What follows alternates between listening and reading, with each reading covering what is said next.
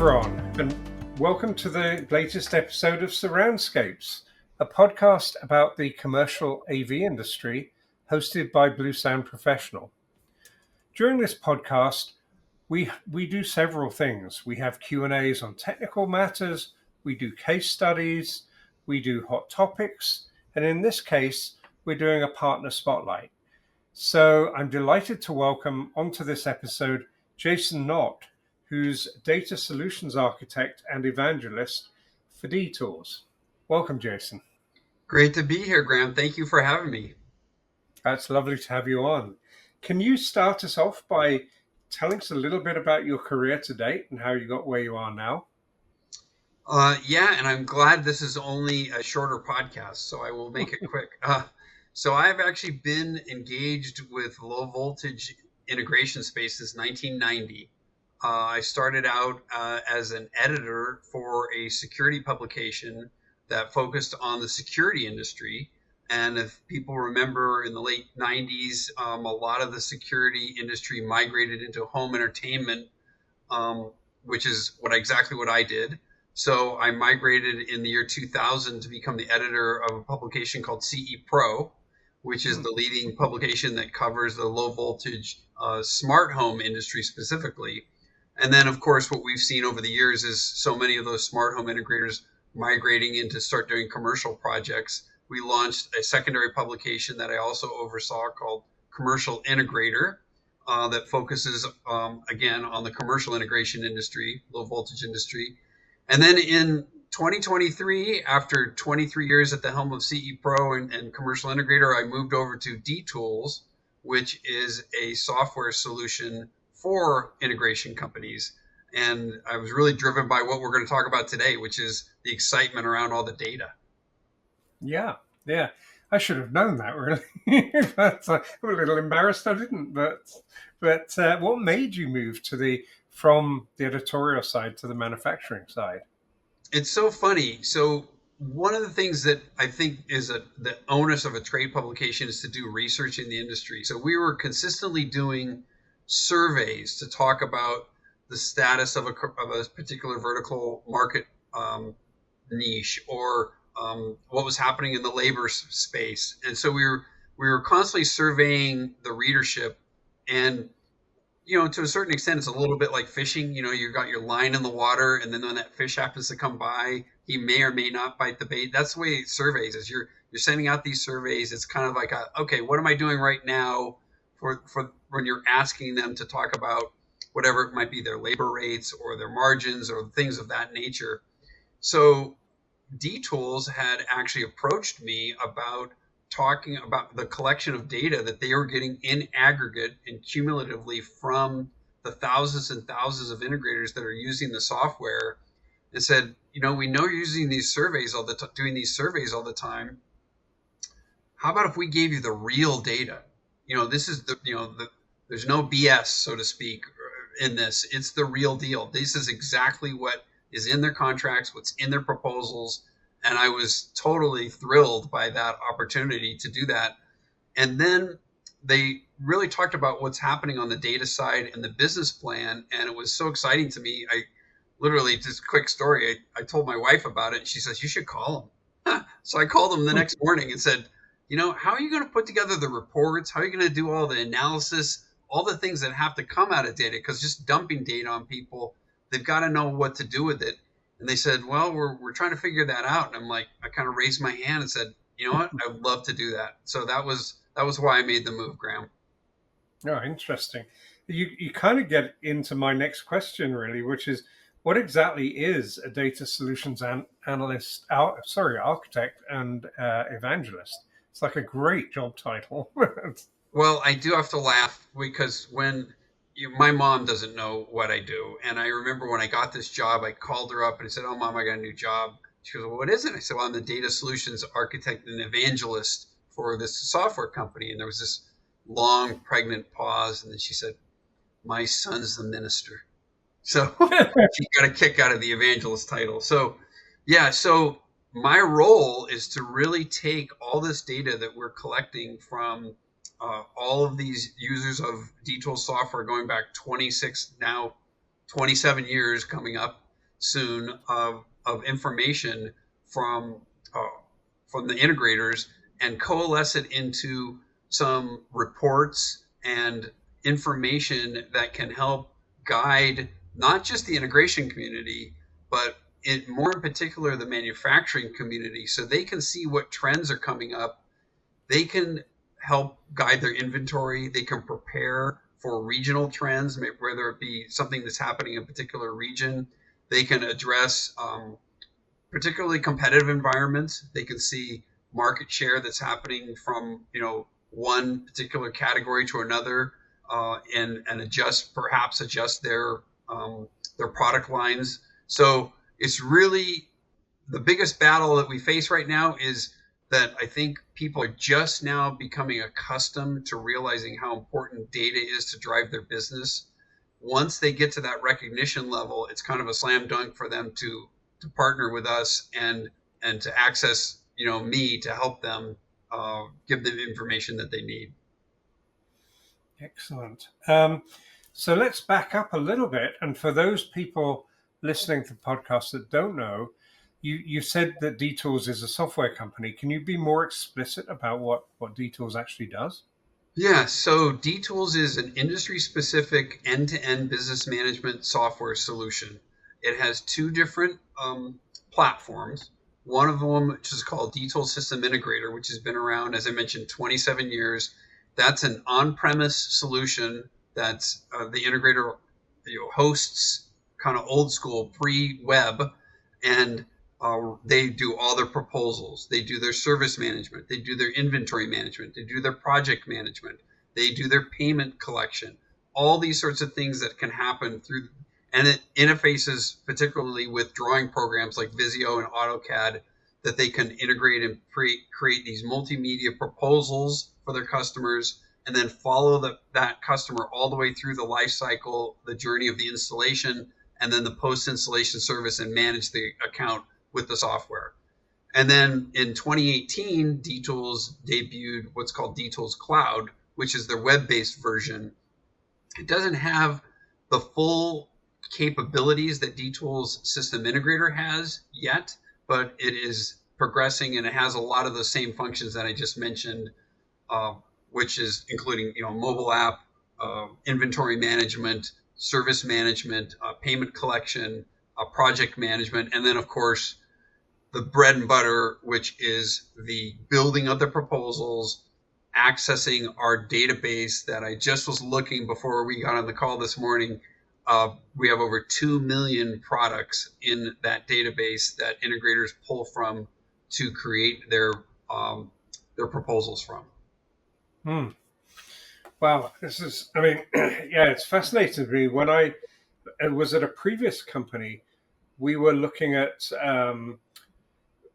doing some software that really treated the timeline of a project, so that people could, various stakeholders in a project could contribute to it. So, for example, a large AV project, a consultant could be in at the front end of it, writing proposals and specs. The integrators could answer proposals and bid on them.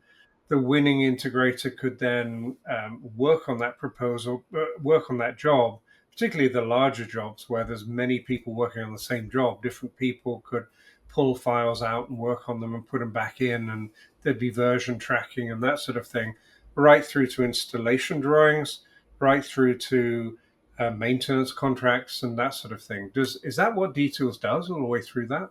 It does, and I'm glad you mentioned that application, because we do have nearly 1,000 end users that also use the software to do exactly what you just described. So places like University of Colorado, for example, uses the software whenever they're building a new facility on the campus, and they use dTools to build the specification and do all the signal path and all that sort of stuff that they want to have, and then they will put it out to bid, or they'll use it. Maybe they have an internal team that might do the installation itself. But so we do have end users that are doing exactly what you just described, as well as obviously, an end user who has really no concept of what he may or may not need, who can go kind of just with a blank slate to an integrator who can build exactly what you just described for them. That's actually, yeah, super cool, because as I say, we were thinking of doing that because we saw it as a hole in the market, and it seems like you've filled that hole, and University of Colorado is actually a customer of ours as well, so it's good to hear their name. Um, with AutoCAD, or sorry, Autodesk, the company, that this is a company I've also been very interested in. I've known them through the TED community and talked to them a lot about the migration that they've had within AutoCAD and Revit from selling CDs in a box to selling SaaS, basically to selling time on their servers. So doing, particularly with Revit, low resolution modeling locally, and then higher resolution in the cloud on their servers. Is that a model that it sounds like Detool are going along the same sort of path with? Yeah, the migration, the launch of Detool's Cloud is actually kind of what that migration is happening, where we have Detool System Integrator, as I mentioned, was an on-premise solution, and then Detool's Cloud, which is more template based. Detool's SI is fully customizable. Dealer can call anything. He can call a product anything he wants. He can name a category anything he wants. It's really more templated with Detool's cloud, and and it's pulling from the web. Obviously, both of them are pulling from the same product catalog, so there's no difference there. The right now the difference is that the cloud version does not interface with the drawing capabilities of Visio and AutoCAD and Bluebeam and those sorts of things, whereas SI still does and has always. So we are on the path to having those the cloud version do that. And again, as you mentioned, it's a license-based business model. So there are seat licenses. That's the way the integrators. That's the way you use DTools, is based upon your seat license for the number of users that are going to use the software on a monthly basis. So I know that detours are active in both the residential and the commercial market. Which came first, and where are you growing the most? Yeah, so it definitely, the roots are in residential.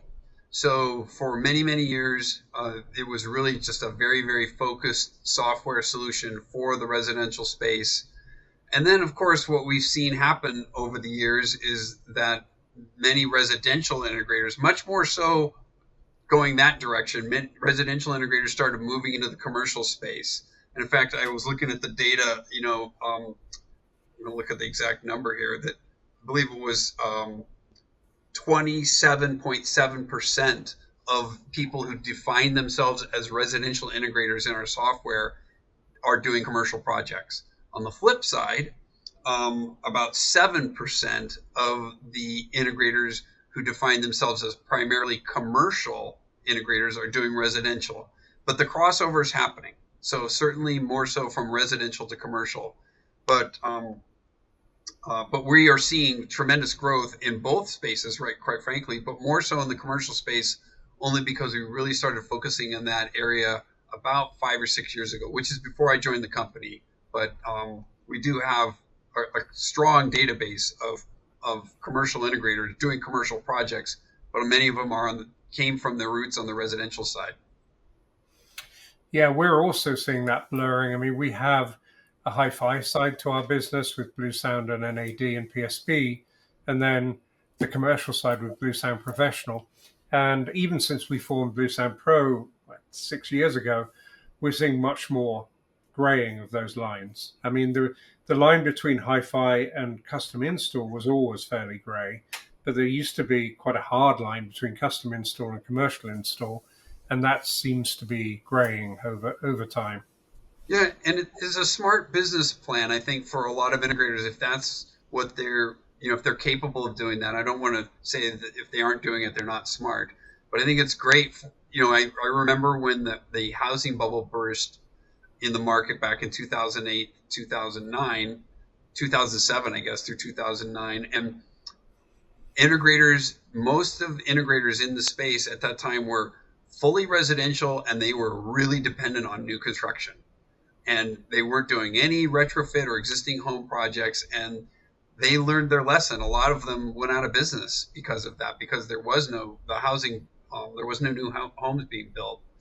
So that same transition, I think, was happening here, in that integrators saw that, by protecting them, it protects themselves if they have their foot in the door, so to speak, on both the residential and the commercial side, for the normal fluctuations in the economic cycle that are going to take place, on whether it's the home building side, or whether it's on, when COVID hits and all the restaurants close on the commercial side, and they can lean on the people want to be working from home all of a sudden.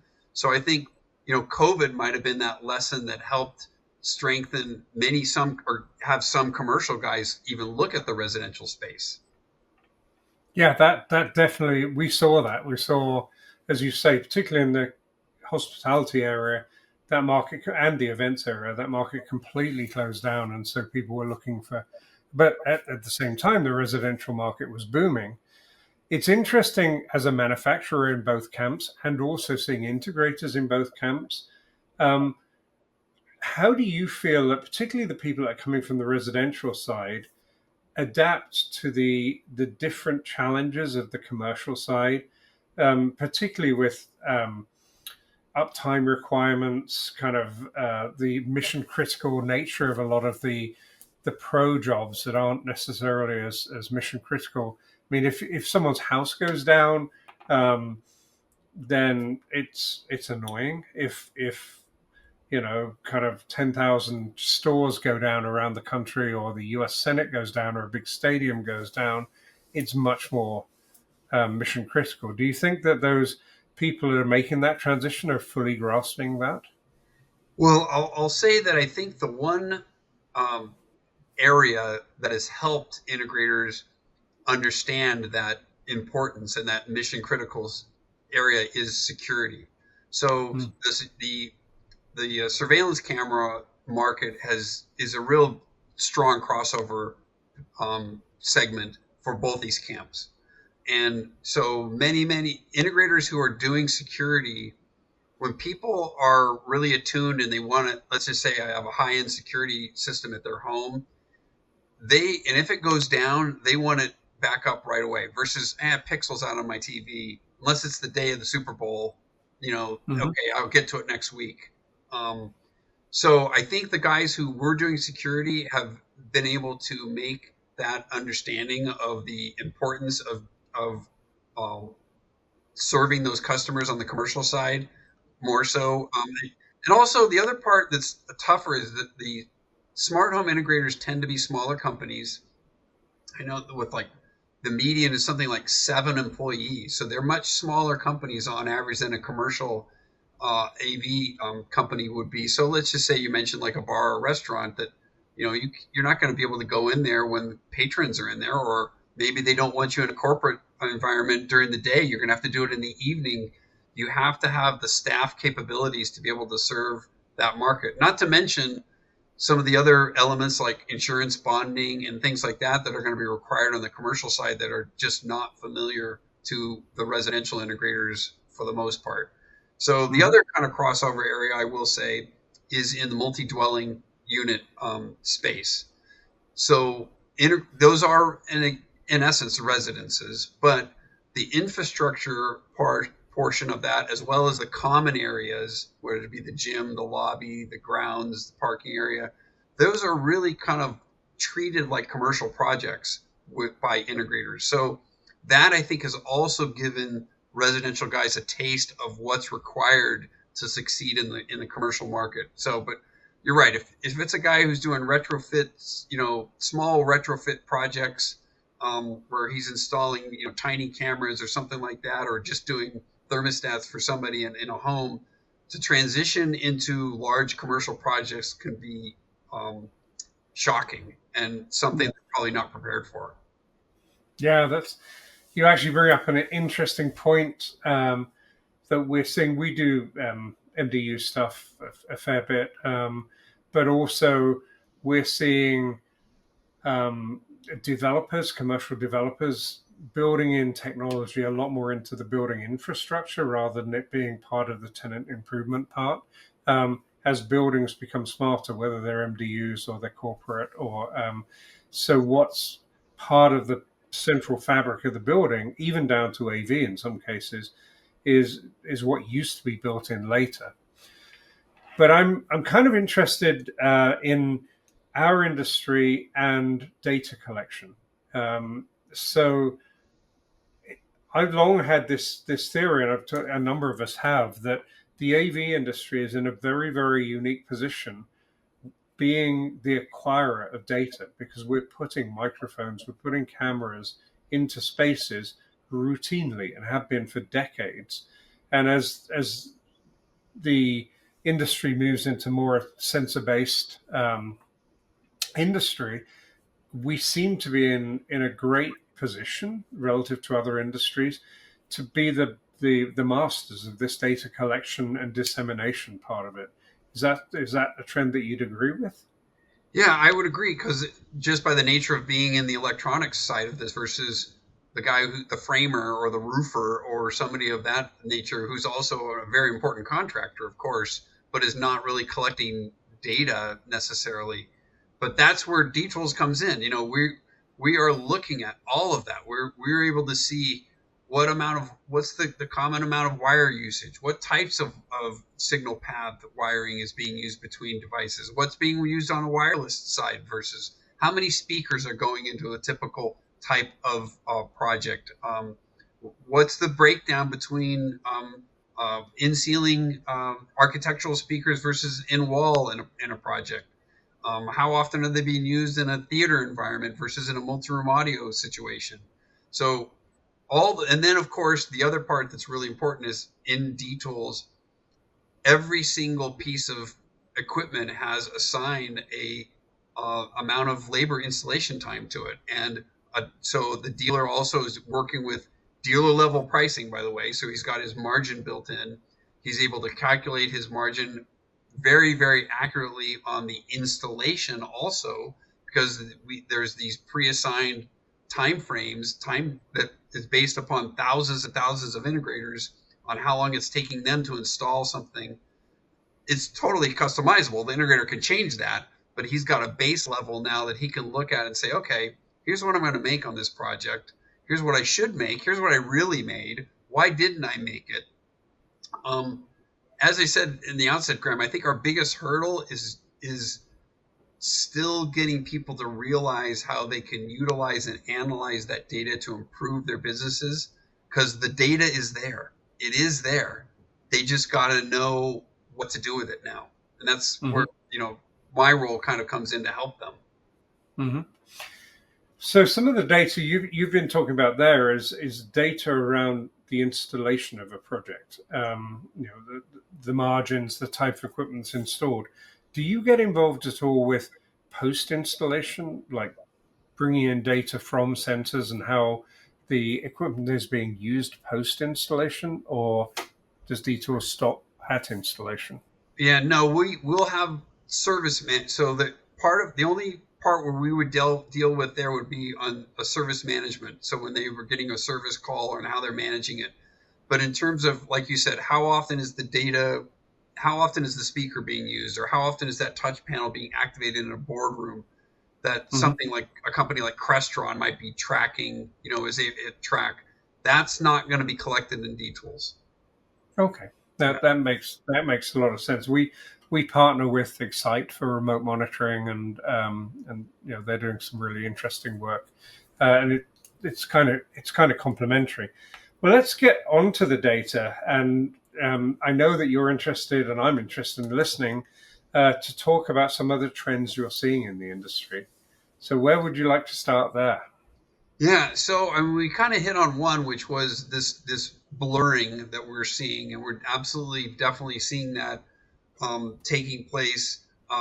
One thing that's exciting to me is just looking at some of the margin opportunities that I think, especially when times are tough, it's really, I want to say, easy for an integrator to lower his margin to install, or not margin, his labor say, oh, okay, instead of cutting at the equipment side, they could easily cut the labor. And I'm excited to say that we're not seeing that happen, which is great. So the integrators, think about the most important value add that an integrator brings is his expertise in doing this installation and putting the system together and installing it and managing it and servicing it. So I would rather see them go with a lower, a good, better, best opportunity on the equipment side than they would in terms of cutting their margins. So we are seeing the margins being protected, which I think it was actually shocking to me when I came over to the details, because I have talked to integrators who've talked about, I lower the cost of my installation to get that job or whatever it might have been.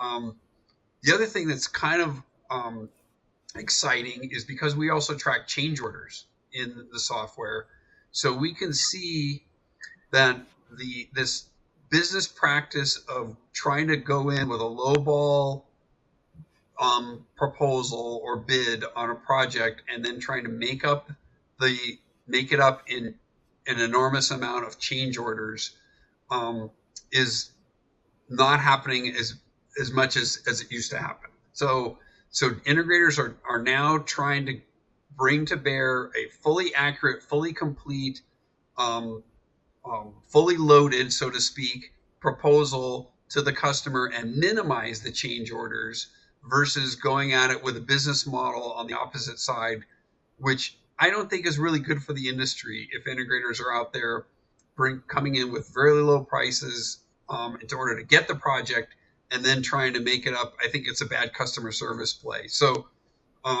fortunately, we're seeing less and less of that, which is another exciting thing that I would look at when I look at the trends. And then just kind of the general overall trends in terms of what we're seeing between some of these major categories of equipment, like we're talking about, audio, video, lighting, control, those sorts of things. We're definitely seeing less control being utilized by integrators, and many of them are actually going to bear with dual proposals that include a fully integrated control solution as well as a segmented, where now the apps have become so good with so many of these products that the end user feels comfortable. That's okay, I'll just use the lighting app, or I'll use the Blue Sound app, or I'll, to run my system, versus having a centralized control system. So we're definitely seeing that control part is going away, or not going away, it's lessening, because it's never going to go away. And but for integrators, that's actually, I think the integrators that I speak with anecdotally tell me that's okay. If I don't sell a control solution, then I'm adding in those extra speakers that they wanted, or we went from the good, better, best. We went from the good to the better, or we went from the better to the best on the speakers, or I added some motorized shades solutions that they didn't have in the proposal, which are strong margin products. So they're still making their margin, even though we're seeing some lessening in that control side of the business. Interesting. All of those are interesting trends I'd like to talk about a little bit. I mean, I'm really pleased to hear that you have data that shows that margins are being preserved in the channel. We, as manufacturers, hear often from integrators and from consultants that margins are getting compressed at their level, and I have for a long time believed that a lot of this is to do with our industry's inability to talk about the value of what we do in the language that the end customer would truly understand. But it's interesting to see that it's being preserved. That's fascinating. Again, talking to integrators, I totally get, and I have seen a lot what you're talking about with people lowballing and then building in the functionality that should have been there in the first place with change orders, right up to really big jobs in stadiums and things where we see bids being accepted that could never actually work, and they will only work if the change orders go through. But another trend that we saw a few years ago, I haven't really kept on top of it is a trend as people went from blueprints to digital, so the built environment could change more often, more easily. Walls could get pushed around. There could be changes, so that there were more change orders simply because the environment was changing, because it was easier to change it than it was to do new blueprints. Was that something you've seen? That's very interesting. That's news to me. That is something I'm sure it makes sense, makes certainly logical sense, but I haven't really delved into that. But that's very, very interesting, Graham. Yeah, that was something. I mean, in talking to my friends at Autodesk, that and people that have been using Autodesk, that was something that they'd seen, and I'm going to actually go on to talk about some of the things that Autodesk were doing and knowing how detours are kind of mirroring it. But I want to delve just briefly into the third thing you said about less control. And I certainly see that. I mean, even in my own house, I don't have a full system. I have apps that work, and then if this, then that to link up stuff. Um, I'm super fascinated at the moment with the advent of people spinning up MCP servers and bringing AI in through Model Context Protocol as basically the control layer. And if I look forward, I kind of see a zero control future, because you can just do it in whatever AI assistant you feel comfortable with.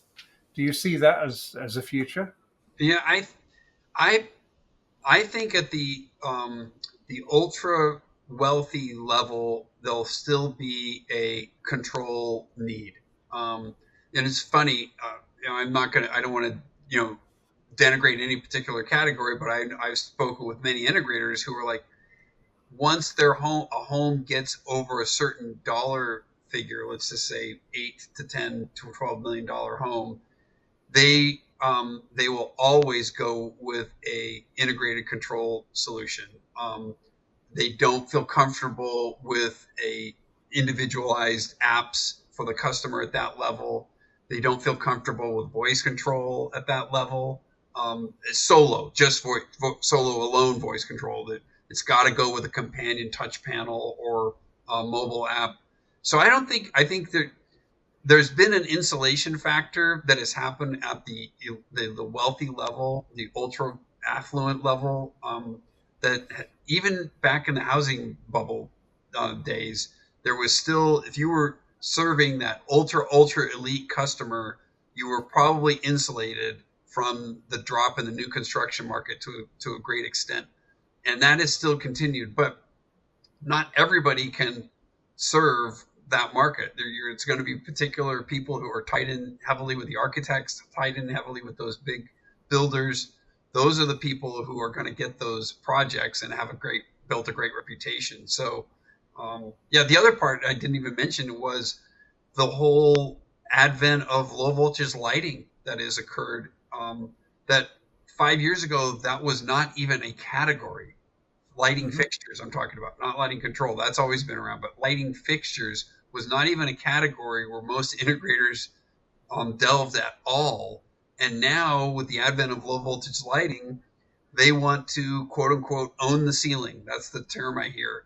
I'm going to own the ceiling. I'm going to be the guy who's putting in whatever the wireless access points are. I'm going to be putting in the architectural speakers. I'm going to be putting in the smoke detectors if they're doing security, and I'm going to be putting in the lighting fixtures. And then you have a design. Design has become much more important because now you have what's called, they called it wall acne. I love that term, of so many things on the wall that just were fiendishly did not look compatible. Some things are circular, some things are square, some things are rectangular, some things have bezels, some things don't have bezels. So now the integrator can be the person who coalesces all of those design elements and makes it look cohesive, both on the wall, the ceiling, in a home, in an office, wherever it may be. That's yeah. I mean, we saw that a lot in the meeting rooms where there was a lot of different touch panel interfaces, screens, the VoIP phone would have one. There'd be a third-party control system that would have one. There would be other things, and unifying that into one was something that was happening a lot. You mentioned the ultra luxury market, and there is an analogy in the pro world, which is kind of the boardroom, if you like. One thing I'm seeing a lot in our industry is a bifurcation. So back in the day, the middle ground was the healthy space for the integrator. Yeah, there was the boardroom project, but the middle ground was the place.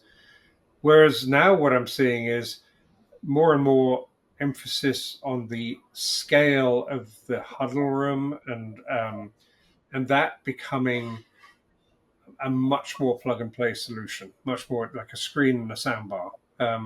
We actually see it in hospitality and retail, where we do very big rollouts for global chains, and it's PoE speakers, put them in, watch the blue lights come on, move to the next installation. So there's this kind of real commodification in some cases of the low market.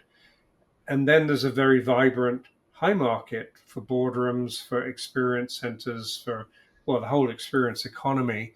And the middle is getting hollowed out. Do you see that as well? Yeah, and it's funny you should say that, because I can vividly recall a manufacturer on the commercial space talking to me about boardroom solutions, and particularly wanting to target it to residential integrators. And I'm like, well, wait a second, this is a commercial solution. Why are you targeting that? And they actually had a defined dollar value point where they said, once it got below this, none of our commercial integrators will do it. So we realized that, and I don't remember what that dollar figure was, but anything that's less than this amount, even in a corporate environment, is going to be done by a residential integrator, not a commercial guy. So yeah, no, I agree. And getting back to the point earlier about where we see on the control side, think about how accustomed we are to using apps now, Mm-hmm. and we're old guys. Think about how, Mm-hmm. the person who's way younger than us, and how much easier they want to use apps, and how comfortable they feel using multiple apps to control whatever the environment is. So I do think, at the entry level and at the mid market, you're going to see a continuing dissolution of the control space, but I do think ultimately it'll still stay at the high end for sure. Yeah, yeah, that makes sense. I hope that the jobs go from commercial integrators to residential integrators. I suspect they're probably going to go to either IT departments or facilities, because there's so little added value now. It's like plugging in Cat5 cables, making sure the light comes on, and move on. You know, I worry that our industry's talking ourselves out of a future, basically, at that end Yeah, of the market. and I think you had a good point earlier about the commoditization. There are particular products that do not offer a lot of margin for the integrators, and those are ones that have in many cases built names at the consumer side, so the customer Mhm. is asking for them, um, and so the integrator carries them almost by default in some cases, because they know that that's going to be their foot in the door, and then they use that as an opportunity to upsell them to a better solution. But the integrator he has to carry those products. He has to have them as part of his tool belt, so to speak. But I've actually heard this from one integrator, which I thought was kind of brilliant.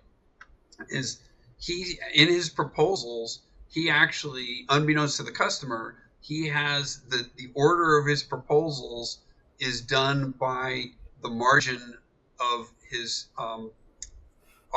margin. So he starts with his highest margin products first, and then in almost every case he's got a good, better, best solution. Mhm. And then he knows if the customer, let's just say, has selected the least margin product all the way down, and he gets to a line down here where he knows everything below that is already a low margin product. He knows he's going to kind of fold up the book and say, this project's not going to be for me. I have to Ah, maintain. So I thought that was kind of a brilliant way to sell, and it's Hmm. helped him maintain his margin. But he goes, hey, if the customer is going to choose the high margin, if they're going to choose a high margin product up at the top of the proposal, then I'm okay with doing some of those lower margin ones later on in the proposal. So Yeah. it's very important. And I know feel like we're talking about margin a lot here, but it's important. The integrator really has to protect that, or else they're just not going to be in business. Hmm. Let's talk then about something else, and again going back to Autodesk and some conversations I had with them years ago. Um, they were beginning to use what was then ML, I suppose, to make some decisions on, for example, I see you've put a door in there. You're going to need hinges. Can I suggest hinges to you? And beginning to automate the process. Their idea being that for architects, they would try and automate the routine stuff and leave them more time for the really interesting stuff. Does DTools go along that path as well, kind of trying to automate the procedure to allow integrators to make intelligent choices? Yeah. So one of the things that, and again, the because it's fully customizable, and especially in SI, an integrator can define it in any way he wants, or set their process up in any way they want. We find it's very important that, unfortunately, many integrators believe that the software is going to fix their broken process. Hmm.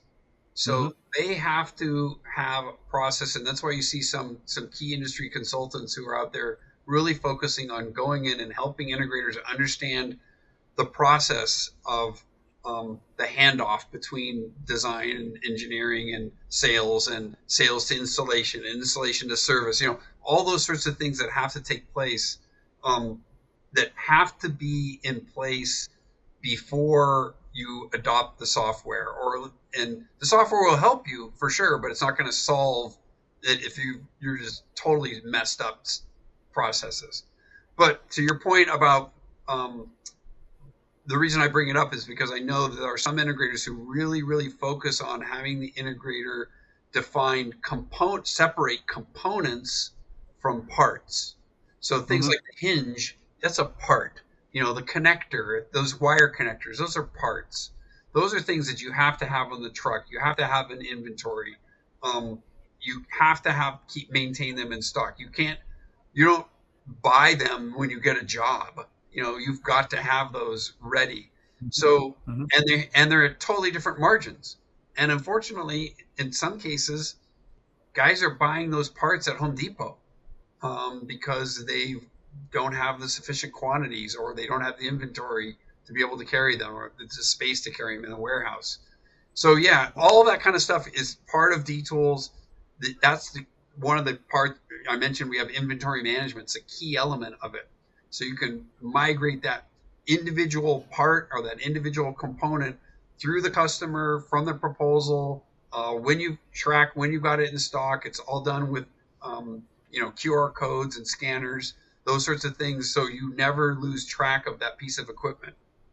And then also, that ultimately helps you maintain, not what I call robbing Peter to pay Paul, where you're using a deposit from the next customer to cover your costs on this current project that you're working on. Just bad business practice to get in the habit of, and you have a reporting functionality that ultimately comes out of all this data that's going to help you realize, how you maintain the integrity of each project, all the way down to the part level, like you just described. Yeah.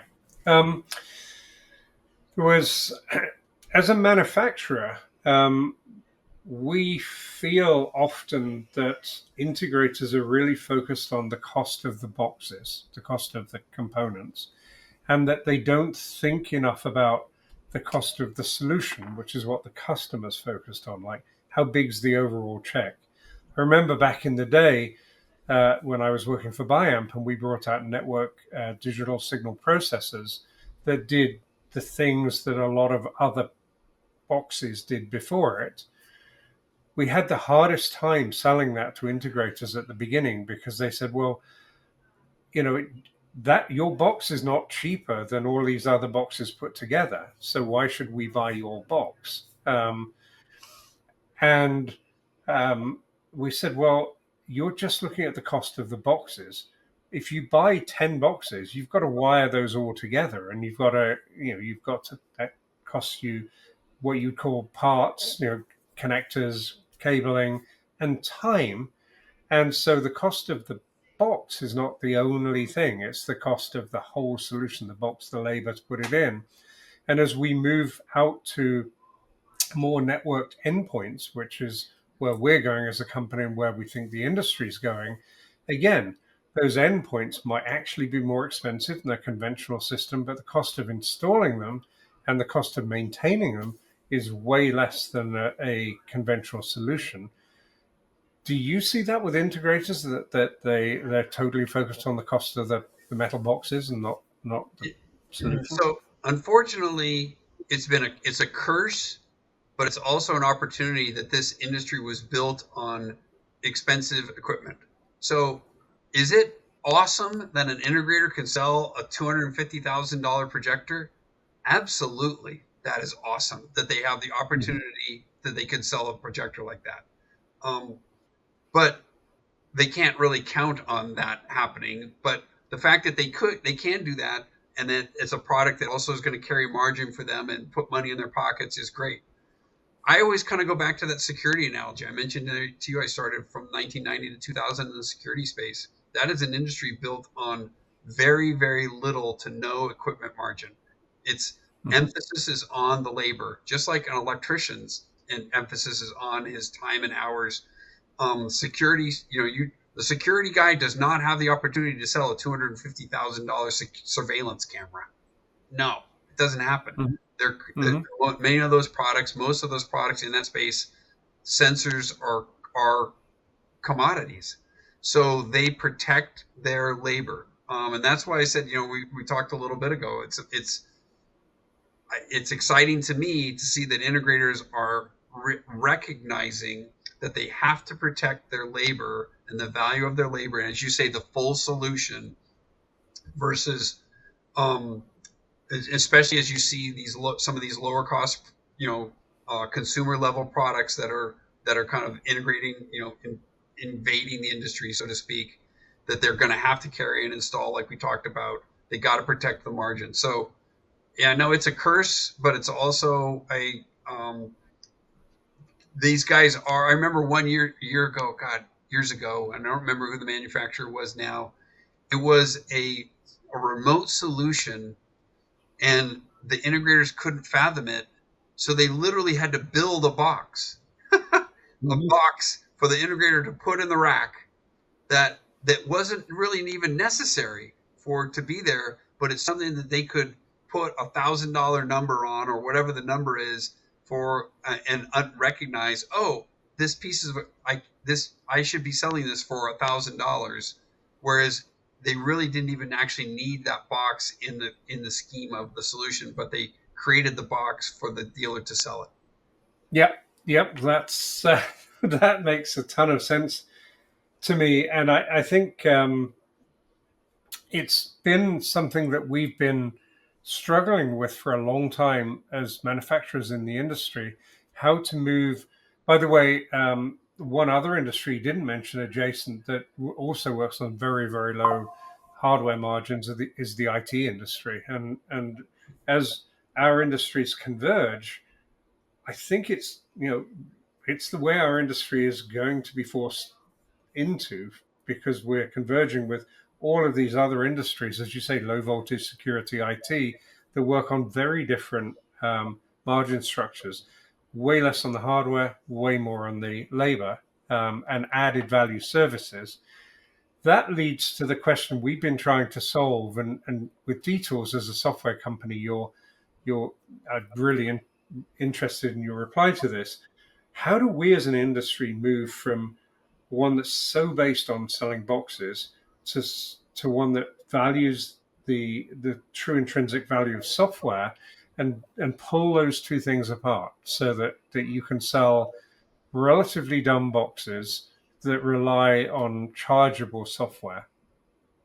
Yeah, it's a great question, and I don't want to pretend that I know the answer to that, but that is the way it's migrating. You're exactly right. The IT space, you talk to a commercial AV integrator now, when he walks into a customer, he's got a deal. If he's touching the network, the customer's network, guess what? He's dealing with the IT director of that corporate end user, and they're going to have to make sure they build an isolated network and all that sort of stuff for them. So the networking is everything's connected to the network now. Very few devices out there are analog anymore. So um, yeah, no, it's a I could pretend to know the industry or pretend to guide them, but I think they're on the way by protecting their margin, and you are going to see, probably less expensive solutions that continue to come out that put the emphasis on the installation labor. And then I will add to it, I think it's vital that integrators, somebody wants pursue recurring monthly revenue streams for their business, some sort of service contract, service agreements with their customers. Many of these guys have been around for decades, and it's a wham bam thank you ma'am. They do this, and the second they're done with the customer, they hope we never hear from them again. Hmm. They have to Hmm. completely shift that mindset and hope that they are going to hear that from that customer, and there's going to be equipment upgrades. There's going to be all those sorts of things that take place as part of a service agreement. Somebody once told me, and I laugh about it, that I had talked about RMR so much that Hmm. when I die, my tombstone is not going to say RIP, it's going to say RMR. Yeah, that makes sense. Um, Another thing you talked about previous to this was segmentation of bidding. So people, integrators, splitting apart bids into smaller sub bids for different parts of the system. Can you talk a little bit about that? Yeah, it was something I was really surprised to see when I started working at D-Tools, is that we're seeing multiple contracts per project. So the dealer puts together a proposal that he has either segmented out by solution or segmented out by space. So he's got a particular proposal for the multi-room audio, particular proposal for the security solution, particular proposal for the lighting, whatever it might be. And then the customer signs an individual contract. So that's one of the caveats when I talk about looking at the D-Tools data, is D-Tools tracks contracts. So it's not necessarily the full project. In many cases it is, but in some cases it's not. You mentioned the MDU space with the common space. That first proposal, that first contract might be with the developer. Then Hmm. after that, they're doing an individual contract with a condo owner. So it's the same address, it's the same project, but they've got multiple customers. The architect could be one customer in that same address. Um, so we're seeing that more and more. And then when I talk to integrators anecdotally about it, I'm like, geez, I was surprised to see this. They're like, we're doing that more often now because there's sticker shock associated often from the customer. So by breaking up the proposal into multiple individual contracts based on rooms or areas, and or equipment categories, we're able to get them to sign off more easily. So yeah, that's something that's been was a bit of a surprise to me. And if I had to go out on a limb, I haven't looked at the exact numbers. I'm going to bet that 1 out of 3 projects that we see in D-Tools is broken up into multiple contracts. Hmm, interesting. Another piece of data that you shared with me that I was interested in when I looked at it, um, and again, it gets back to margin. You had data figures on residential AV, commercial AV, and commercial security. And in both cases, in both hardware and labor, commercial AV was lower than the other two. Do you know why that is? Um, my guess would be, well, My guess would be one in the competitive bid situation. That in the residential space, you're not dealing with competitive bids. It's usually that's a 95% referral based business on the smart home space. So I think Hmm. that would be part of it. Is Hmm. that you're dealing with a competitive bids situation. Um, the other part of it is my guess is that there probably are some very very high end luxury. I'm trying to think of what you would define as a luxury commercial project. Even if you're building, the grandest hotel, um, does that mean that hotel is going to spend more on displays, that they're going to want expensive displays? They might want a great video wall in the lobby, but maybe in the individual rooms, they're not going to be forking out for the highest end displays. So I think even at the commercial, but in the residential space, if you're dealing with um, a multi millionaire who wants to build the best home in the world, then every one of those TVs is going to be top of the line, no matter what. So there's going to be a top. There's a top of the line. There's a space in the residential space where everything goes at the very high end, at the very top end, and I don't know if that exists on the commercial side. I think even in a luxury property, there's going to be instances where the customer isn't necessarily going with nothing but the highest end equipment. But I could be wrong. So that would be my other guess as to why there might be a diminished margin there on the commercial side. Um, and especially then when you're dealing with things like monitors. I'll call them monitors. That might be for digital signage or things of that nature. You don't really need to have a you know super expensive television with the highest nits, and lighting and all those sorts of things that come with very very expensive TVs that have and then same thing with audio. In a luxury home, a listening room, somebody might spend $100,000 on a pair of speakers, in their listening room. I don't know that that's going to happen in a commercial environment necessarily. So Hmm. those are my Hmm. guesses. Those are totally guesses, Graham. Interesting. Yeah. So what you're saying is basically the luxury end really pads the figures, and the day-to-day installation there might be less of a difference between commercial and custom install. Yeah, like I said, Interesting. it's a curse and a blessing. That Hmm. yeah, guess what? That's awesome that you get the opportunity to sell a $250,000 projector and $100,000 pair of speakers.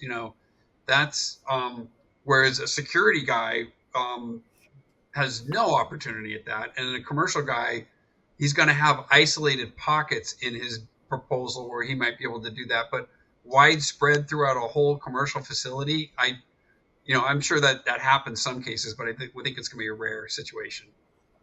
Yeah, and I think the really big, interesting installations in the commercial world are almost always consultant specs. So you're almost always bidding against others. Whereas, as you were saying, it's a 95% referral rate in the resi space. So even a super luxury home might not go to bid. It might in the AV world, it might just be the the guy he's always used for his AV installations, or whatever, the guy that the person at the golf club recommends because he did his house.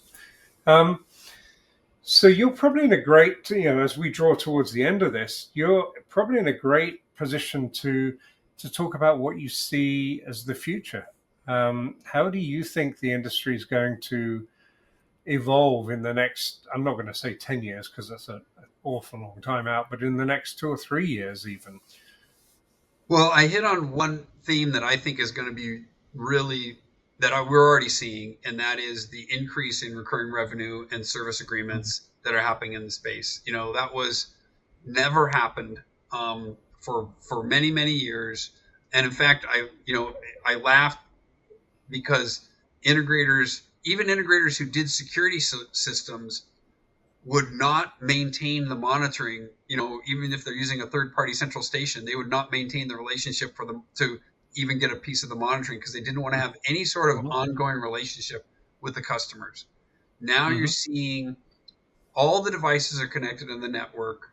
You're seeing the opportunity for, we know from our phones that our phones require firmware updates on a consistent basis. I saw something the other day where an integrator is actually even now talking to his customers. When he does an installation, he presents to them, here's how long each of these components I believe will last. He's actually addressing that right up front. I think in 7 years, you're going to have to replace this. This is typically going to go 9 years. This is going to be whatever the cycle is, because you even hear about manufacturers discontinuing the support for older devices, which is, I think, shameful, but that happens. So I think recurring revenue, you're going to continue to see a recurring revenue model. I think we hit on the other thing is you're going to continue to see less and less fully integrated control solutions. It's going to be more of a individual app type based solutions that customers are going to be comfortable with. So those are kind of, I think, the two big trends that I think I see. Yeah, it's interesting there. You talked about a couple of things that one is the life cycle of products, and again, as the owners of AV and commercial spaces have moved from facilities to the CIO and the IT department, the thinking around that's changed. I remember very vividly talking to a IT department at a large multinational, and AV had been previously managed by the facilities department, and they were showing the new owners, the IT department, the equipment rack, and saying, this has been here for 10 years and it hasn't gone wrong, and they were really proud about that. And the IT guys are going, oh no, this is oh no, this is something waiting to happen, because they're used to kind of a refresh every 3 years sort of mentality. Don't wait till it goes wrong to replace it. Just get into this refresh cycle. And so that leads to a different sort of product life cycle. We look at a 10-year life cycle, but whether that's reasonable nowadays, whether people are going to be replacing every 3 to 5 years because technology has moved on that fast. But set against that, I would say about our products, the day you get it out the box is the very worst that product is going to be, because we're going to be introducing new features and facilities and rolling them out with over-the-air updates. Same thing with my cars. My last 2 cars have been electric. The worst they were was the first day I bought them. They got better. They had new facilities. And with traditional cars, you don't really think about that. You get a car and you run it until it goes wrong and too much, and then you get another one. And so there's lots of forces at play, in some ways contradicting each other. So the ability to provide hardware that's more future-proof because it can be firmware updated leads to a longer timeline, but the move to an IT kind of refresh cycle of replacing stuff before it actually goes wrong would lead to a shorter cycle. Yeah, I know one integrator, and this is a very, very unique business model.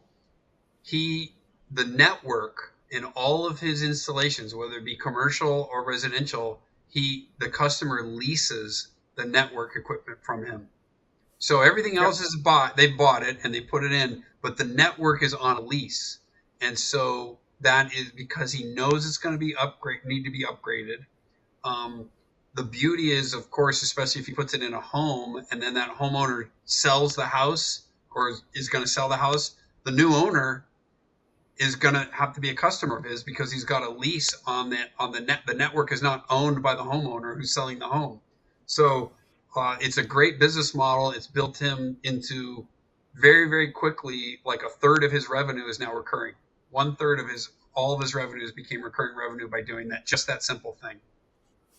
Yeah, almost all Cisco enterprise networking is leased. So that as you go into big multinationals, we had this years ago while I was at Biamp with AVB, the protocol that Biamp was using for deterministic traffic, and the fact that Cisco their switches didn't support AVB, and so they do now, but they took a long time to adopt it, and they made their own silicon, whereas all the other switch manufacturers were using Marvell or Broadcom. And that was a real problem because we couldn't get an isolated AV network using, I don't know, Netgear or Juniper or someone like that, because the terms of the lease were that all networking equipment on-prem must be Cisco. So there wasn't the opportunity to do a isolated AV network because it was AV equipment. So at the high-end enterprise level, that happens every day with networking equipment. Interesting. So, moving from the industry to D-Tools, what are we going to see from D-Tools in the coming while? D-Tools has got some really, really exciting things. We just launched for cloud our what's called our interconnects diagrams solution, which I mentioned earlier how SI integrates with AutoCAD and Visio and Bluebeam and the other drawing proposals. This is a signal path drawing capability built within the web-based solution. So it's great because one of the things that an integrator, the ability to show that documentation helps the customer. First of all, the customer then realizes, boy, you really know what you're doing because you can show them that. And also, obviously, it keeps everybody working on the same page out in the field because they're using that. So that was our something we just launched in the fall. And then we just launched the long-awaited mobile app to go with D-Tools Cloud. So now, so many integrators are out there on greenfield projects where there's no internet connection. And so now you can do all the scheduling, all the task management, all the project management, everything from the field using the mobile app without an internet connection. So that's super exciting. It's been something that the company's been working on for quite a long time. And then the biggie is AI. So D-Tools in late summer got a major investment from an AI company and that's being integrated into the software so that integrators will be able to build their proposals with very simple AI prompts. And at least the beginnings of them. Obviously, you still have to refine them to make them exactly how the customer wants it, but that's going to be a huge time saver. And you'll be able to crank out the proposals really, really quickly using the AI functionality. But even better for me on the data solution side is now this AI is giving me the capability to come up with data that I never even I wouldn't even have thought to have asked because the AI is now integrated and is could give me so much more than running spreadsheets, which is what I kind of had to do for the last couple of years to be able to get the data.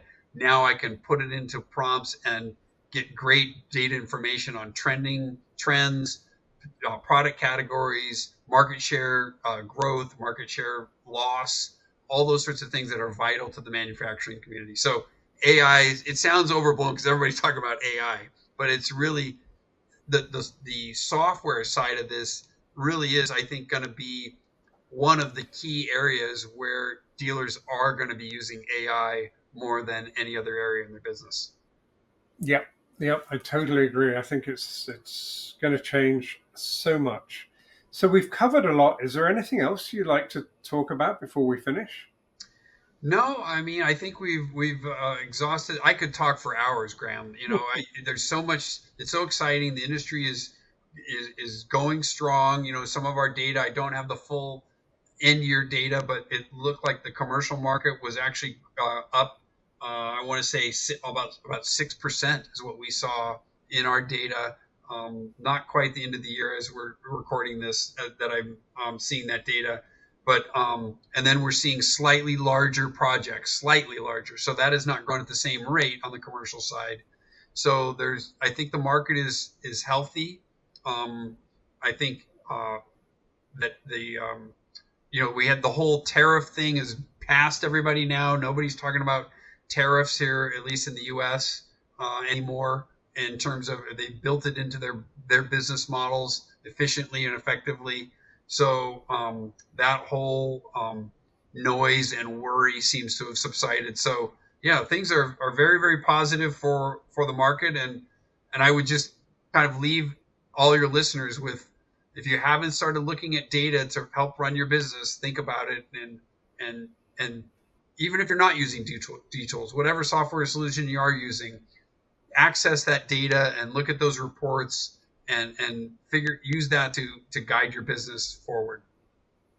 Excellent. Those are wise words to end with, and I'd echo them. How do people get in touch with you? Well, they can go to our website, which is www.dtools.com or d-tools.com, either way.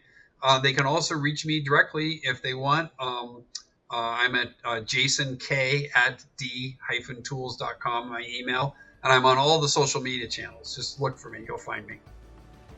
Excellent. Thank you so much for your time and your insightful comments. And thank you to all of the listeners for tuning in again. Please come back next week for another episode of Surroundscapes. Please subscribe on your favorite social media platform, either visually with YouTube or on the audio social media and podcasting platforms. And thank you very much for your time.